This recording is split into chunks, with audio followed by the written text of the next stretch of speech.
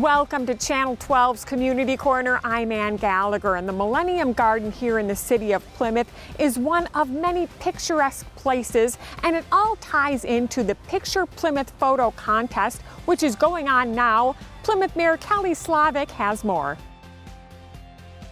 Submit your photo entry digitally through PlymouthMag.com now through August 31st as part of the Picture Plymouth photo contest. We really just want to see what people want to showcase about the community that they live in. They don't necessarily have to live in Plymouth, but we ask that they either live here or they work here or go to school in Plymouth.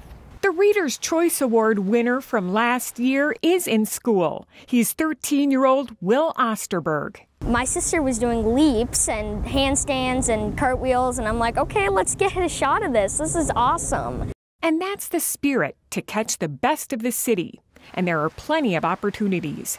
The natural environment in Plymouth is lovely. It's beautiful, and we have so many parks and trails and just open natural areas and, you know, great city landmarks too, like all of our lakes and the Hildy Performance Center and the Millennium Garden. People really like to get out and capture those pictures. And some final advice from winning photographer Will.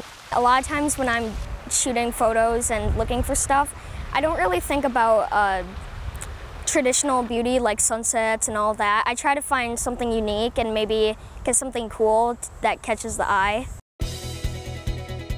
And again, it makes no difference how old you are or how much photography experience you have. You are welcome to enter the Picture Plymouth photo contest. And for more information about those rules, you can always refer to the City of Plymouth's website.